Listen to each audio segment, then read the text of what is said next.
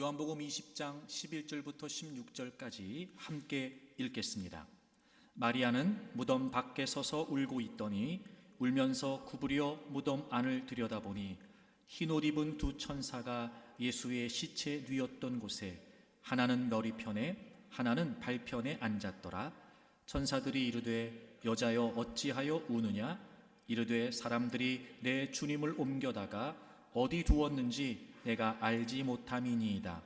이 말을 하고 뒤로 돌이켜 예수께서 서 계신 것을 보았으나 예수이신 줄은 알지 못하더라. 예수께서 이르시되 여자여 어찌하여 울며 누구를 찾느냐 하시니 마리아는 그가 동산지기인 줄 알고 이르되 주여 당신이 옮겼거든 어디 두었는지 내게 이르소서. 그리하면 내가 가져가리이다. 예수께서 마리아야 하시거늘 마리아가 돌이켜 히브리 말로 라보니 하니 이는 선생님이라는 말이라. 아멘. 미국 텍사스주의 오들랜드 펠로우십 교회의 캐리 슈 목사가 쓴 당신이 메시지다에 나오는 리처드 닉슨 대통령의 특별 보좌관 척 콜슨 이야기입니다.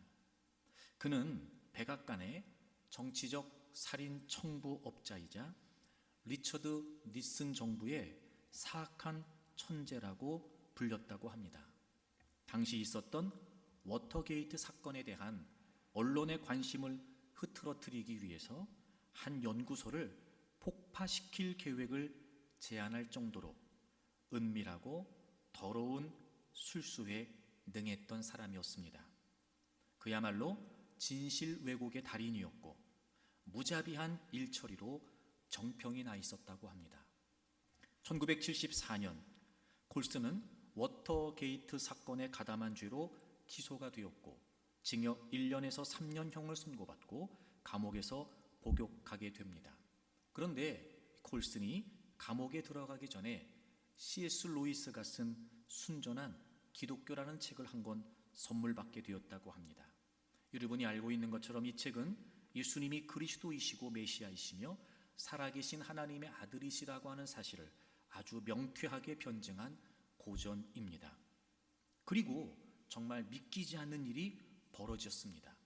이 책을 통해서 그 콜슨이 예수 그리스도를 자신의 구주로 영접하게 되었던 겁니다. 그리고 그의 삶이 180도로 변화됩니다. 출소 1년 뒤인 1976년에 콜슨은 자기와 같이 창살 아래 갇힌 사람들에게 복음의 빛과 소망이 되겠다는 비전으로 교도소 선교회를 설립합니다. 그래서 수감자들에게 복음을 전하고 그들의 새 출발을 도왔다고 합니다. 그는 그렇게 잘못 살아가는 사람들에게 복음의 메시지를 전해서 그것을 통해서 그들이 변화되도록 하는 일에 일평생을 바쳤다고 합니다. 그래서 그는 교계를 넘어서 온 세상에서 가장 유명한 기독교 리더 가운데 한 사람이 되었고 여러 권의 책을 통해서 사람들의 삶을 변화시키는 영향력 있는 저자가 되었습니다. 권력을 위해서라면 내 어머니도 밟고 지나갈 수 있다고 당당하게 말했던 냉혈한 이 콜슨이 이렇게 변화된 원인이 과연 무엇이었을까요? 콜슨은 나중에 이런 글을 남깁니다. 예수님의 부활은 분명한 사실이다. 워터게이트 사건으로 나는 확실히 깨달았다. 무슨 말이냐면 예수님의 제자 12명은 부활하신 예수님을 직접 봤기 때문에 40년간 그 진리를 한 번도 부인하지 않고 꾸준히 전했다. 그들 모두가 매를 맞고 돌에 맞고 고문을 당하고 감옥에 갇혔다. 만약 부활이 사실이 아니었다면 그들이 그 모진 고통을 감수했을 리가 없다. 워터게이트 사건에는 세계 최고의 권력자 12명이 관련되었다. 그런데 그들은 거짓말로 겨우 3주도 버티지 못했다. 그런데 12제자가 40년간을 거짓말해왔다고? 그건 절대로 불가능하다. 예수 그리스도의 부활이 사실이 아니었다면 그렇게 오랜 세월 제자들이 가진 위협과 위험을 견디면서 거짓말하는 것은 불가능했다는 말입니다.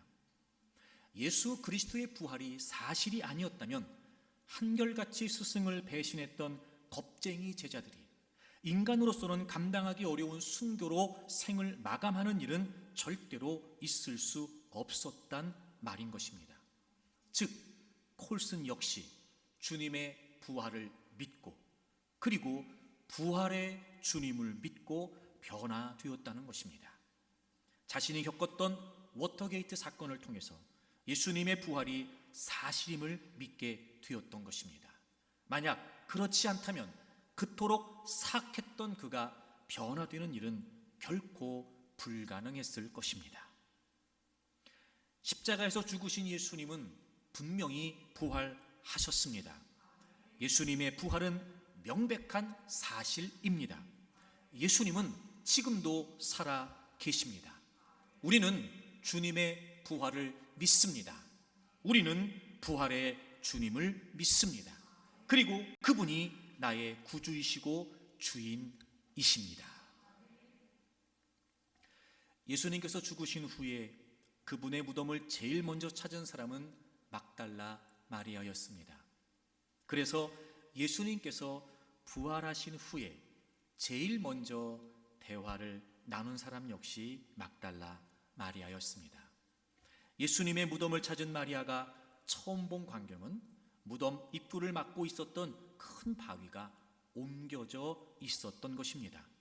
깜짝 놀란 마리아는 베드로와 제자들에게 곧장 달려가서 누군가 예수님의 시신을 가져갔다고 말하면서 예수님의 시신이 없었다는 사실을 알려주게 됩니다. 제자들은 무덤으로 왔습니다. 그리고 빈 무덤을 확인합니다. 예수님의 머리를 쌌던 수건과 시신을 감쌌던 세마포는 있었는데 예수님의 시신은 없었던 것입니다. 제자들은 다 집으로 돌아가 버렸습니다. 이제 마리아는 그 무덤 입구에 혼자 남아서 예수님의 시신이 없어진 것을 애통해하며 울고 있었습니다. 제자들은 다 집으로 돌아갔지만 그런 뒤에도 막달라 마리아는 그 주님의 무덤을 떠날 수가 없었던 것입니다. 그녀는 울면서 무덤 속을 들여다보던 중에 예수님의 시신이 놓였던 곳에 앉아있는 두 천사를 보게 됩니다. 그리고 그 천사들이 마리아에게 왜 울고 있느냐고 묻습니다. 마리아는 상심된 마음으로 울고 있었던 겁니다. 마리아는 예수님께서 끔찍하게 처형되는 모습을 지켜봤습니다. 예수님의 죽음으로 인해 이미 그는 슬픔에 잠겨 있었습니다. 그런데 예수님의 시신마저 없어진 겁니다. 슬픔이 더 컸을 수밖에 없습니다. 막달라 마리아는 천사들에게 비통한 심정으로 말합니다. 누군가 예수님의 시신을 가져갔습니다. 그런데 누가 가져갔는지 어디에 두었는지 알 수가 없습니다. 그리고 이 말을 하고 뒤를 돌아봤는데 마침 거기에 예수님께서 서 계셨습니다. 그런데 마리아는 예수님인 것을 알아보지 못했습니다.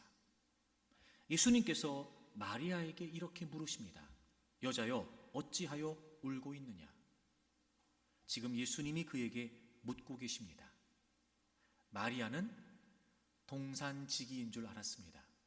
그리고 역시 천사들에게 이야기한 것처럼 이야기합니다. 예수님의 시신이 없어졌습니다. 혹시 당신이 옮겨둔 겁니까? 그러면 그걸 좀 내게 좀 이렇게 알려주십시오. 내가 그 예수님의 시신을 가져가려고 합니다. 라고 이야기를 합니다. 그런데 마리아는 예수님을 알아보지 못합니다. 그런 그녀에게 예수님께서 물으십니다.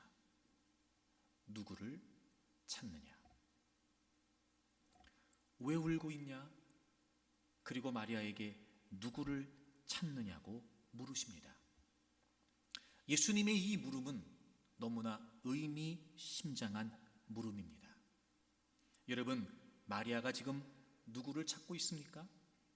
바로 예수님을 찾고 있습니다. 그런데 더 정확히 말하면 그녀는 예수님의 시신을 찾고 있었던 겁니다. 예수님의 시신은 없어졌습니다. 그런데 지금 마리아는 예수님의 시신을 찾고 있습니다. 엄밀히 말하면 부활하신 예수님을 찾고 있었던 것이 아니었습니다. 자신이 목격했던 바로 돌아가신 예수님의 시신을 찾고 있었습니다. 그런데 예수님의 시신은 찾을 수가 없습니다. 당연합니다. 왜냐하면 예수님은 부활하셨기 때문입니다. 그가 그토록 찾고 있는 예수님, 그 예수님의 시신 찾을 수가 없었습니다. 그런데 놀랍습니다. 그 예수님께서 부활하셔서 그 마리아 곁에 계셨다는 사실입니다. 마리아는 예수님의 시신을 찾고 있었습니다. 근데 예수님은 부활하셔서 그곳에 함께 계셨던 겁니다. 마리아는 안 계신 주님을 찾고 있었습니다. 그런데 예수님은 부활하셔서 그곳에 계셨습니다. 여러분, 우리가 예수님의 부활을 믿습니다. 그리고 부활하신 예수님을 믿는다고 말합니다. 근데 우리의 삶의 현장에서 우리는 마치 안 계신 예수님을 찾는 것처럼 찾고 있는지 모릅니다. 우리의 삶의 현실에서, 우리가 직면하고 있는 문제 속에서, 우리가 겪고 있는 상황 속에서 그래 우리는 주님을 찾습니다. 혹시 마리아처럼 안 계신 주님을 찾고 있는 건 아닐까? 분명히 주님은 부활하셔서 살아계시는데, 그리고 나와 함께 하시는데 우리 역시 마리아가 안 계신 주님을 찾고 있는 것처럼 우리 역시 안 계신 주님을 찾듯 찾고 있는 건 아니냔 말이에요.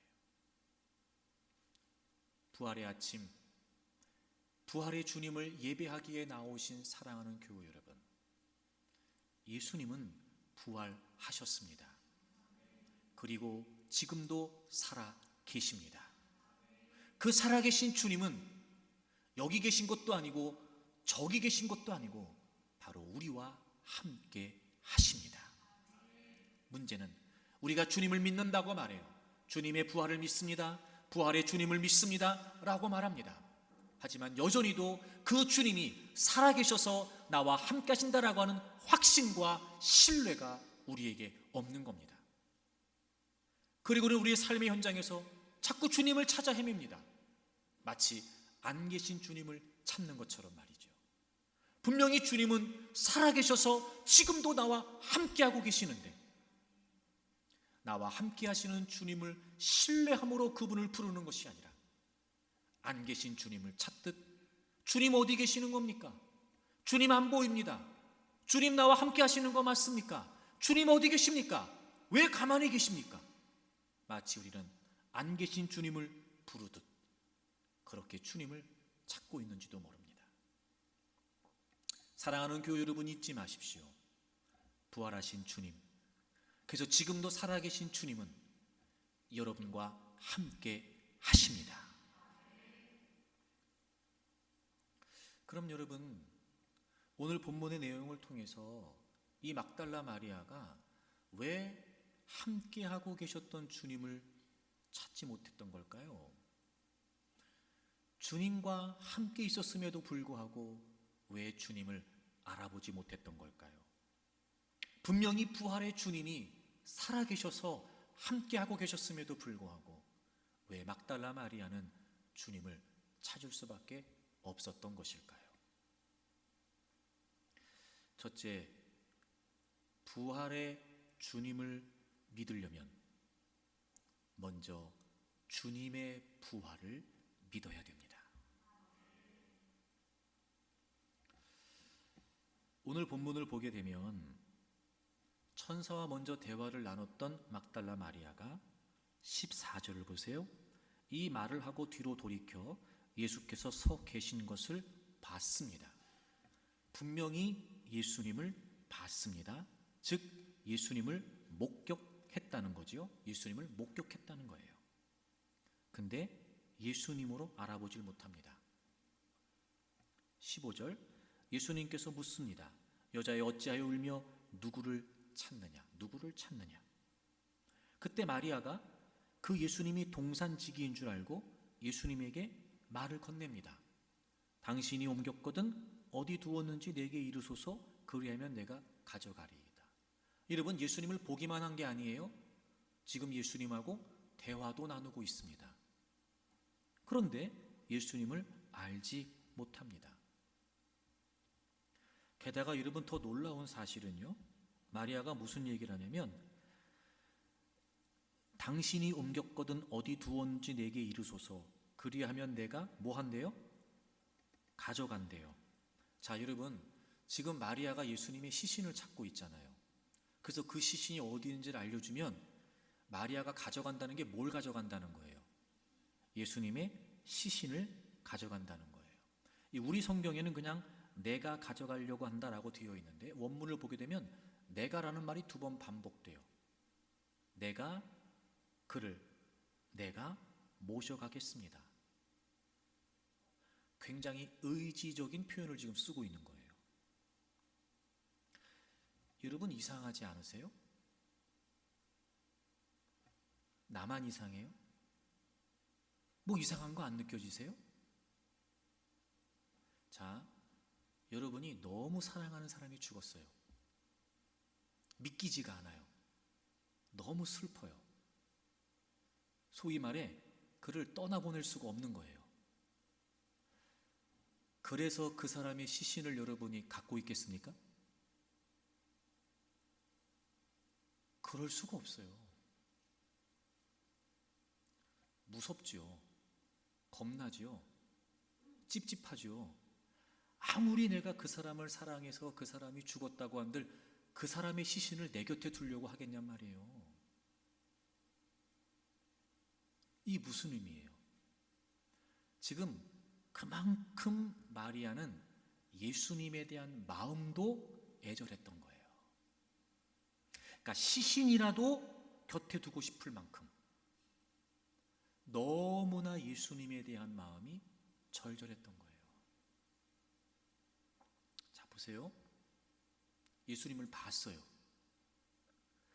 예수님하고 대화도 나눴어요. 예수님에 대한 마음도 열정도 정말 너무 뜨거웠어요. 시신이라도 곁에 두고 싶을 만큼. 근데 놀랍지요? 예수님을 알아보질 못하네요. 14절에 예수이신 줄은 알지 못했다라고, 이 알지 못했다는 말을 제가 찾아봤더니 깨닫지 못했다는 말이에요.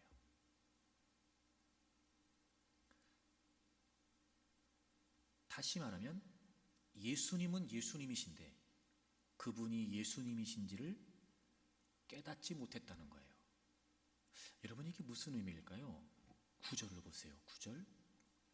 예수님의 시신이 없어진 걸 알고 막달라 마리아가 제자들에게 알려줬어요. 제자들이 와서 무덤을 다 확인합니다. 그리고 성경이 이렇게 기록해요. 9절 보세요. 그들은 성경에 그가 죽은 자 가운데서 다시 살아나리라 하신 말씀을 아직 알지 못하더라. 자, 이런 거예요. 예수님의 무덤이 비어 있어요. 시신이 없어졌어요. 그걸 확인하고 돌아갔어요. 그냥 돌아갔다고요. 이유가 뭐예요? 그들은 예수님이 부활하실 것이다라고 하는 말씀을 아직 깨우치지 못하고 있었던 거예요.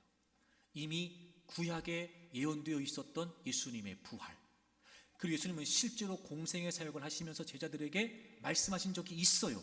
죽으시고 3일 만에 부활하실 것에 관해 직접 말씀도 하셨다고요.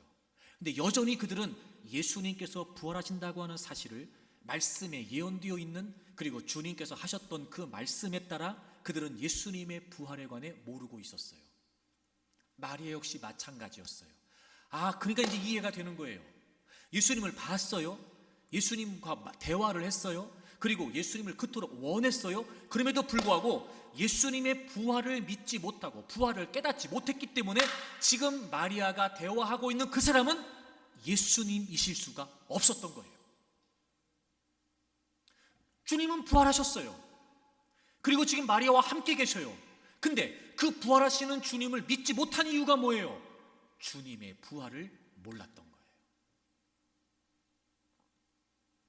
여러분, 부활의 주님이 나와 함께 하신다는 사실을 정말 확신하기를 원한다면 우리는 먼저 주님의 부활을 믿어야 됩니다. 사랑하는 여러분, 막달라 마리아도 제자들도 예수님의 부활에 관한 지식이 없었어요. 즉, 알지 못했다고요. 예수님의 부활을 전혀 모르고 있었어요. 그러니 주님의 부활을 당연히 믿을 수 없었겠죠. 그리고 지금 부활하신 주님이 거기 계심에도 불구하고 그 주님이 주님이실 수가 없었던 거예요. 주님의 부활을 믿어야 부활하신 주님을 믿을 수 있게 됩니다. 사랑하는 교회 여러분, 주님의 부활을 믿으십시오. 어떻게 믿을 수 있어요? 성경을 통해 믿을 수 있어요. 이 성경은 예수님에 관한 말씀입니다. 이 성경은 예수님께서 하신 말씀도 있습니다. 그러므로 우리가 예수님에 관해 알 수 있는 것은 성경입니다. 이 안에 예수님이 어떤 분이신지, 예수님이 왜 이 땅에 오셨는지, 왜 죽으셨으며 왜 부활하셨는지 분명히 성경이 우리에게 알려주고 있습니다. 주님의 부활을 믿으려면 성경을 믿어야 됩니다. 부활에 관한 지식이 있어야, 부활에 관해 알고 있어야 그 부활에 관해 믿을 수 있는 것입니다. 그래서 여러분, 믿음은요, 의리가 아니고 진리입니다. 세상에서는 믿음을 의리라고 주장할 수 있어요. 아니요, 여러분, 믿음은요, 의리가 아니고 진리예요. 의리 따지면요, 막달라 마리아가 최고였습니다. 그는 예수님이 처형당하시는 장면을 그 곁에서 지켜보고 있는 여인 중에 한 명이었습니다. 예수님이 죽으시고 난 후에 제일 먼저 무덤을 찾습니다. 예수님의 시신을 수습하려고 했던 거였습니다. 예수님을 봤습니다. 예수님과 대화도 나눴습니다. 그리고 예수님의 시신이라도 곁에 두고 싶을 만큼 예수님에 대한 마음이 남달랐다고요. 의리로 따지면은요, 막달라 마리아는 최고였을 겁니다. 근데 놀랍지요? 부활하신 주님이 곁에 계셨지만 그 주님을 주님으로 깨닫지를 못하는 걸요. 이런 믿음은 의리가 아니에요. 믿음은 진리예요. 그래서 로마서에 기록되어 있는 것처럼 믿음은 들음에서 나고 들음은 그리스도의 말씀이다. 그리스도의 말씀, 주님에 관한 말씀, 주님께서 하신 말씀, 이 성경에 기록되어 있는 말씀을 통해 우리는 주님에 관한 지식을 알게 됩니다. 그래야 그 주님을 믿을 수 있게 된단 말이에요. 그런데 믿음은 주장하고, 믿는다고 주장하고, 믿음이 좋은 것처럼 떠버릴지 모르지만 정작 성경은 모릅니다. 모순이지요. 주님에 관해 기록되어 있는, 주님께서 말씀하신 성경을 모르는데 그 주님을 믿는다고요? 천만에요, 여러분. 자기는 믿는다고 말할지 모르지만 뭘 믿는지도 모르는 거예요. 내가 믿는 주님이 누구신지도 모르고 믿는다고요? 그건 믿음이 아니죠.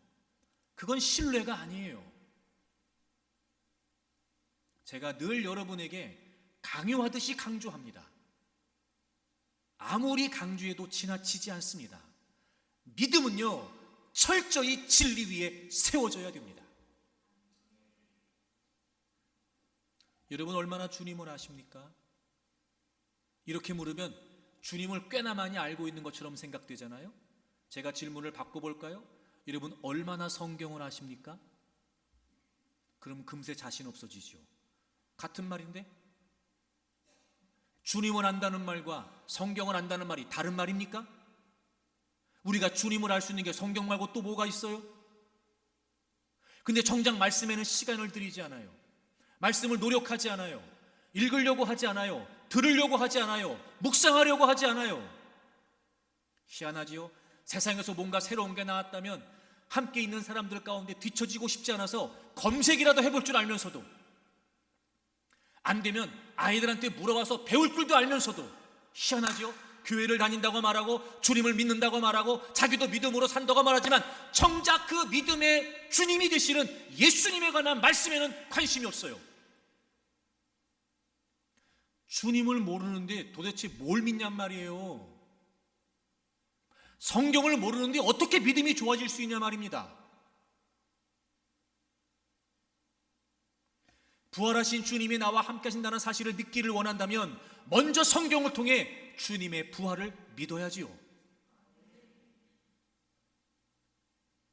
사랑하는 교회 여러분, 다시 한번 간곡히 부탁합니다. 말씀에 열심을 내세요. 또 하나, 지금 막달라 마리아가 예수님과 대화도 하고 예수님을 보기도 하고 예수님에 대한 남다른 애절한 마음도 있었어요.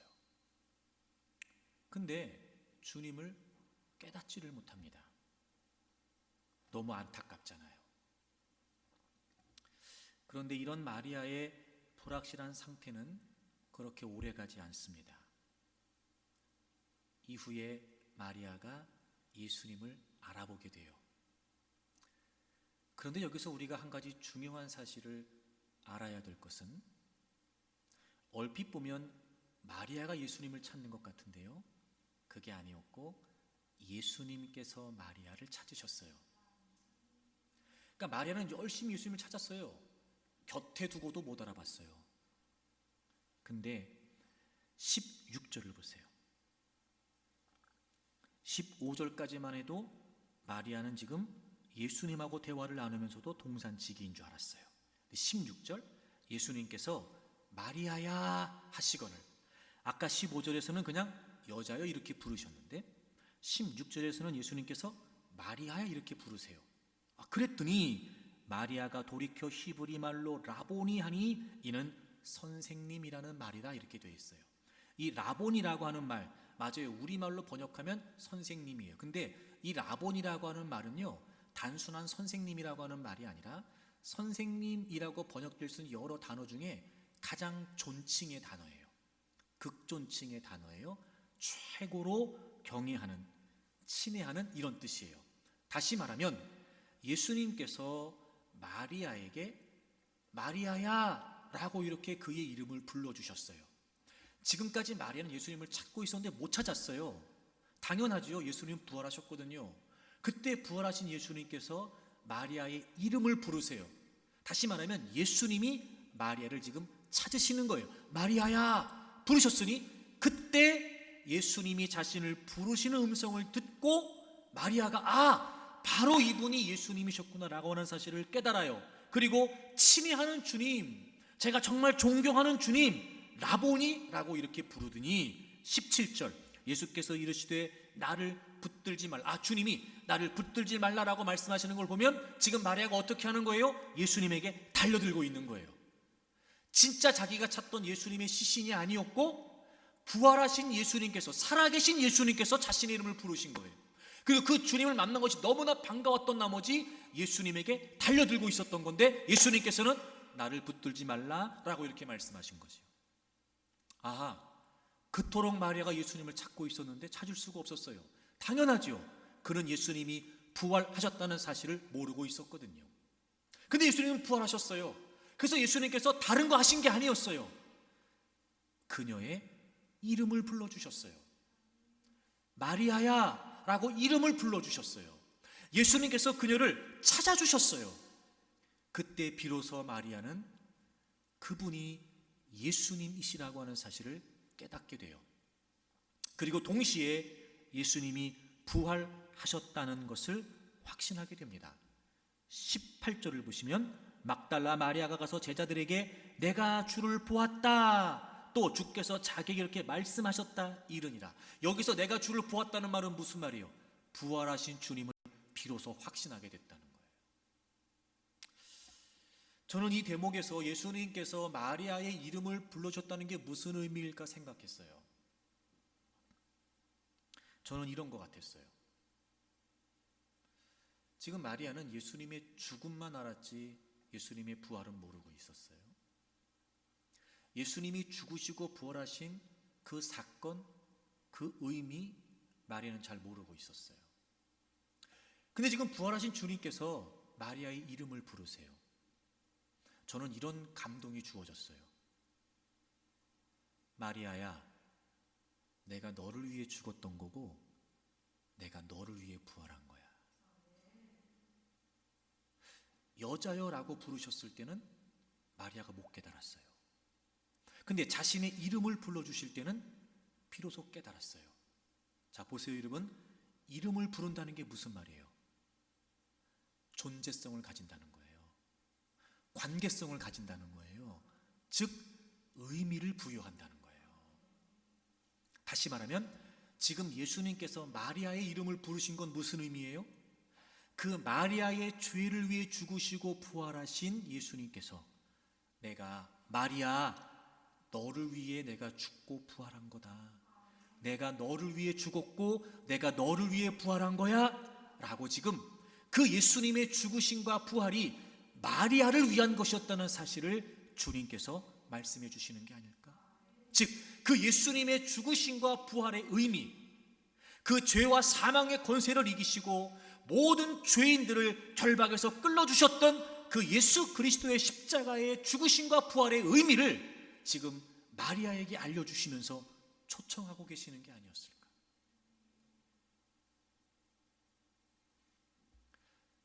부활의 주님을 정말 믿기를 원한다면, 그 부활의 주님이 나와 함께 하신다는 사실을 정말 믿기를 원한다면, 첫째 우리는 주님의 부활을 믿어야 됩니다.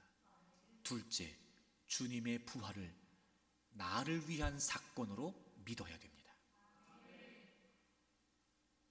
예수님은 예수님의 죄 때문에 죽으신 게 아니었어요. 바로 우리의 죄, 즉 나의 죄를 위해 죽으신 거였어요. 그가 찔림은 우리의 허물 때문이고 그가 상함은 우리의 죄악 때문이었어요. 예수님을 알 수는 있어요. 예수님이 십자가에서 죽으시고 부활하신 걸 알 수는 있어요. 근데 그 부활하신 주님이 지금도 살아계셔서 나와 함께 하시는 주님이라고 믿어지려면, 아, 예수님의 죽음이 나와 관련된 죽음이었구나, 아, 예수님의 부활이 나를 위한 부활이었구나 라고 하는 깨달음이 있어야 돼요. 주님의 고난이 나와 상관없는 고난이라면, 주님의 죽으심이 나와 상관없는 죽음이었다면, 여러분, 주님의 부활은 나하고 상관없는 부활이에요. 주님은 안다고 말할 수 있을지 몰라요. 주님의 십자가, 주님의 부활 안다고 말할지 몰라요. 하지만 여러분, 정말 그 주님의 십자가 사건이, 죽으시고 부활하신 그 사건이 진짜 나의 사건이라고 여러분이 깨닫고 있냔 말이에요. 나를 위해.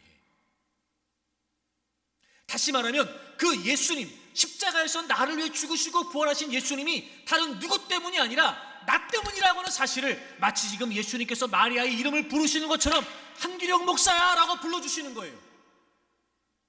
비로소 예수님의 죽으심과 부활이 나의 사건이 되는 거죠.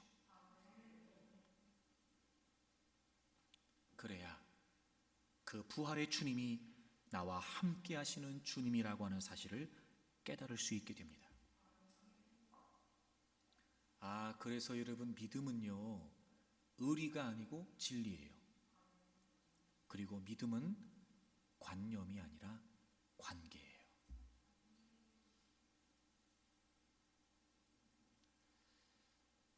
우리가 하루를 살면서도요, 수많은 사람들을 마주하고 수많은 사람들을 마주칩니다. 하지만 그 사람들이 다 우리의 삶에 존재의 의미를 갖진 않아요. 대중교통을 이용하고 출퇴근할 때 여러분, 바로 옆자리에 앉는 사람도 있을 거예요. 식사하러 식당을 가거나 차를 마시러 카페를 가도요, 바로 옆자리에 앉아 있는 사람들이 있을 수 있단 말이에요. 그냥 지나치는 사람일 뿐이죠. 그들이 우리의 삶에 존재의 의미를 갖지는 않습니다.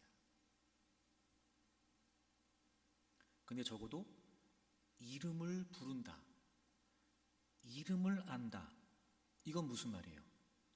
내 삶의 존재의 의미가 된다는 거예요. 결혼을 하고 아이를 갖게 되잖아요. 제일 먼저 뭐 하는지 아세요, 여러분? 아직 태어나지도 않은 아이의 이름을 정합니다. 태명이라고 말하잖아요. 그리고 불러요. 무슨 말이에요? 그 부부에게 있어 이 아이가 존재의 의미를 갖는 거예요.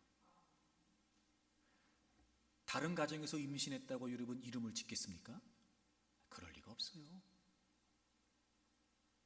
그리고 고민하면서 이 아이의 이름을 짓습니다. 바로 존재의 의미를 가진다는 거예요. 사랑하는 교회 여러분,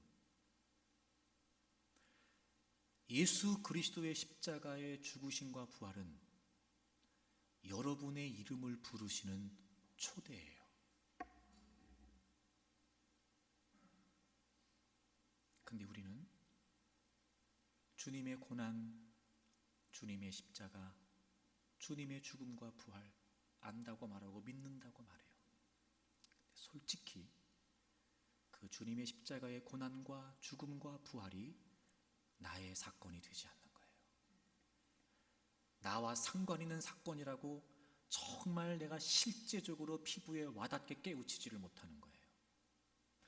주님은 불러주셨는데, 이미도 그렇게 십자가에서 죽으시고 부활하심으로 우리의 모든 죄를 다 짊어지시고 나를 불러주셨는데, 내 이름을 불러주셨는데 나하고 전혀 상관없는 사건인 거예요. 주님은 안다고 말하지만 주님과 관계가 없는 거예요. 잔소리 같긴 하지만 제가 이번 주에 여러분 조각 모음 기도를 정리하면서 사실 좀 너무 아쉬움이 컸어요. 그 이상하죠, 여러분?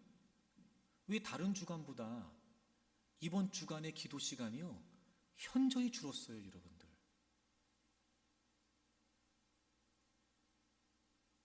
제가 지난주에 고난주간이 시작된다고 말하면서 의미 있게 한 주간을 보내자고 말씀드렸는데, 여러분 한 주간 어떻게 보내셨습니까? 주님은 우리 때문에 재판을 받으시고, 우리 때문에 잡히시고, 채찍에 맞으시고, 수치와 모욕을 당하시고, 십자가에 못 박히시고 죽으신 고난주간이었는데, 만약에 그 사건이 나를 위한 사건이고 나와 관련된 사건이라면 다른 한 주간과는 달라야 되지 않겠어요, 여러분? 제가 목요일 저녁에도 금요일 오전에도 두 번에 걸쳐서 예수님께서 죽으신 그 금요일, 성금요일을 우리 기억하고 모여서 예배를 드리지는 않지만 개인의 예배를 꼭 드리라고 제가 여러분에게 두 번이나 공지를 했잖아요. 여러분 어떠셨습니까? 정말 예수 그리스도께서 죽으신 게 나를 위한 사건이라면 그날 하루만이라도 주님의 죽음에 관해 고민하고 생각하고 기도해 봐야 되는 거 아니에요? 제가 그래서 일부러 여러분에게 가상치론을 다 제가 적어서 한 구절 한 구절 묵상하시라고 제가 보내드렸잖아요. 여러분 금요일날 어떻게 보내셨습니까? 어떻게 지내셨나요? 저는 그날 점심을 금식했습니다. 그리고 한 구절 한 구절 제가 묵상했습니다. 어쩌면 그렇게 그 마지막 주님께서 십자가상에서 남기신 한마디 한마디가 저를 쿡쿡 찌르든지 회개도 하고 그 주님의 희생과 사랑 앞에 결단도 하고, 그렇게 저는 나름대로 찬양하고 말씀을 묵상하고 기도하면서 예배를 드렸습니다. 점심을 금식하면서. 여러분 어떻게 보내셨습니까? 기억은 하셨나요? 근데 주님의 십자가를 믿는다고요? 근데 그 주님의 십자가가 나를 위한 사건이라고요? 주님의 고난이, 주님의 죽으심이 나와 상관없는 사건이 되니 주님의 부활 또한 나와 관련없는 사건이에요. 그러니 부활의 주님이 지금도 살아계셔서 나와 함께 하시는데 그 주님의 부활이 나와 관련된 사건이 아니다 보니 여전히 우리는 마리아가 안 계신 주님을 찾고 있는 것처럼 그 곁에 주님을 놔두고 말입니다, 나와 함께 하시는 주님을 신뢰하지 못하는 거예요.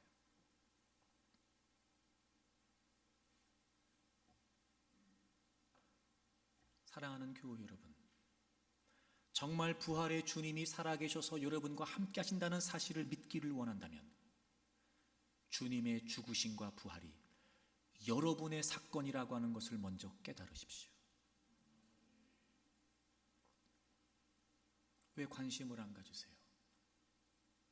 여러분을 위한 십자가라고 예수님이 여러분의 이름을 부르시고 초대하시는데 십자가에 우리의 모든 죄를 짊어지시고 우리의 이름을 불러주시는데 죄와 사망의 권세를 이기시고 부활하신 주님이 내가 너를 위해 죽었고 내가 너를 위해 부활했다, 우리의 이름을 부르시고 그 주님의 은혜로 초대하시는데 믿는다고요? 진짜 믿는 거 맞습니까? 정말 그 주님이 여러분의 구주이시고 여러분의 주님이시라는 게 확실한 겁니까? 주님의 십자가가 나와 관련된 사건이어야죠.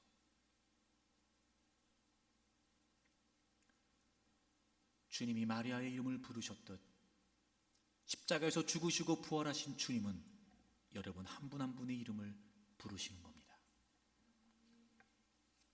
저는 여러분들이 그 주님의 부활이, 그 주님의 십자가가 여러분을 위한 사건이라는 것을 절절하게 깨우칠 수 있기를 바랍니다.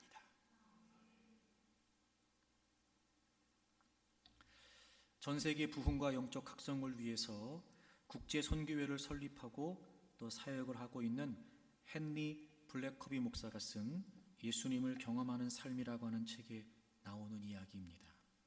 1829년 펜실베니아의 조지 윌슨이라고 하는 사람이 또 다른 공범과 함께 강도 행각을 벌이다가 그의 생명을 위태롭게 만들었습니다. 두 사람은 곧바로 체포가 됐고 재판에 회부되어서 유죄 판결을 받습니다.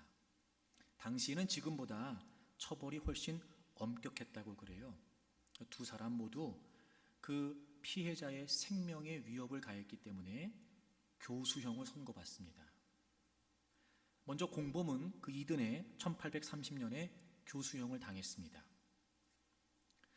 그러나 이 윌슨은 영향력 있는 친구들이 좀 있었고 그들의 행동에 나서면서 결국 당시의 대통령이었던 앤드루 잭슨이 그 윌슨에 대해 관심을 갖게 되었다고 합니다.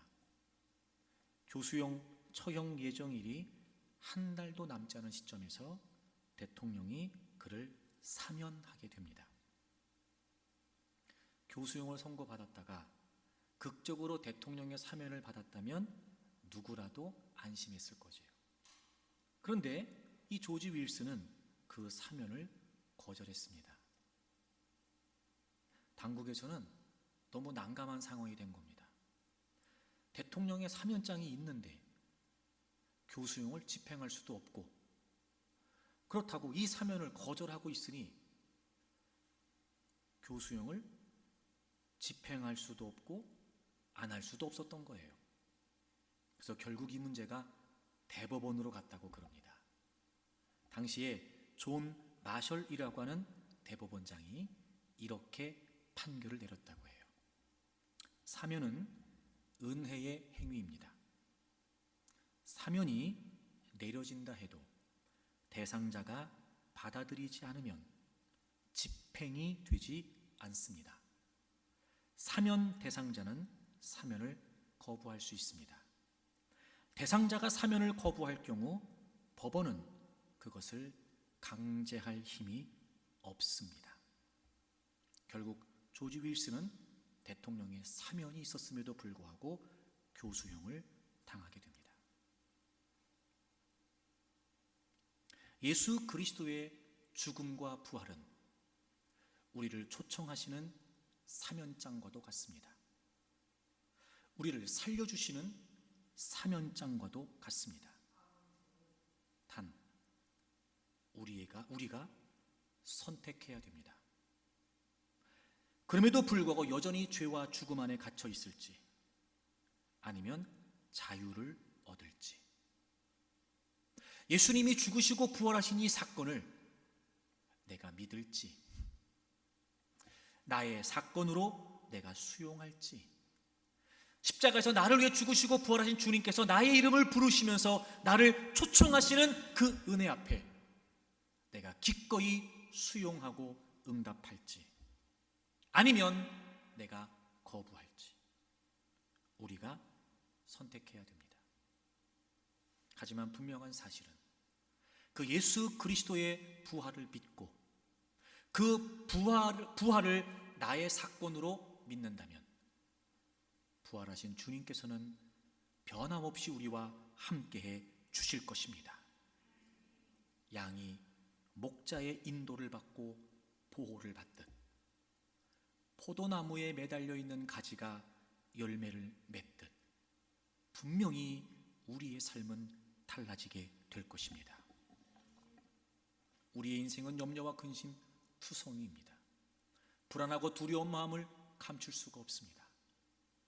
그게 우리의 인생입니다. 그래서 우리는 주님을 찾는다고 찾습니다. 근데 마치 주님은 안 계신 것 같습니다. 그렇지 않습니다. 부활하신 주님은 지금도 살아계셔서 우리와 함께 하십니다. 사랑하는 교회 여러분, 주님의 부활을 믿으십시오. 주님의 부활을 여러분의 사건으로 깨우치십시오. 그리고 부활하신 주님이 살아계셔서 지금도 여러분과 함께 하신다는 사실을 분명히 확신하고 날마다 여러분의 삶에서 그분을 신뢰함으로 믿음으로 승리하는 여러분들이 되기를 바랍니다.